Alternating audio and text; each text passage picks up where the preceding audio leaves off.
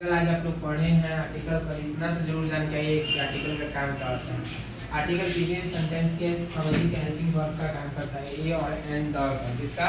A N और का होता है। और आपसे कोई पूछ दे कि आर्टिकल कहते किसे हैं, तो आर्टिकल कहते हैं ए और एन द को ही आर्टिकल कहते हैं। कोई दिक्कत? What is article? The article A and the definition bye article A and the को ही क्या कहते हैं?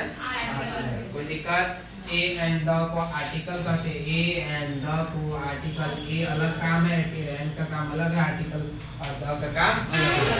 बस part of article, part of article जैसे हम इसको बांट रहे हैं तो दो भागों में बांटता है। आर्टिकल कितने भागों में बांटता है?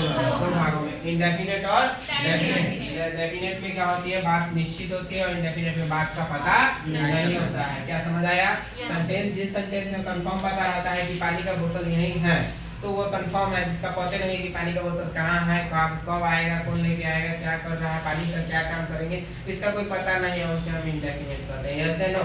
समझ आ गया? तो इंडेफिनिट में क्या क्या आता है? ए और एन। क्या आता है? ए और एन, ए और एन। और जैसे डेफिनिट की बात है, डेफिनिट जैसे आएगा तो उसमें किसके बात आएगा? द का। किसका बात आएगा? द का। जैसे द का बात आता है तो द हमारा डेफिनेट कहलाता है। डेफिनेट जैसे कहलाता है तो हम लोग आर्टिकल को मॉडर्न इंग्लिश में डिटरमाइन के माध्यम से के रूप में जानते हैं। किसके रूप में जानते हैं? डिटरमाइन के माध्यम। अभी हमने इसका एक परिभाषा दिखाई, ए एंड द आर्टिकल को ही एंड द आर्टिकल कहते हैं, ए और एन को डेफिनेट आर्टिकल कहते हैं, और द को डेफिनेट आर्टिकल का आर्टिकल कहते हैं। मॉडर्न इंग्लिश में इसे हम आर्टिकल को, मॉडर्न इंग्लिश ग्रामर में हम इसे डिटरमाइन कहते हैं। इससे एक डेफिनेशन हो गया।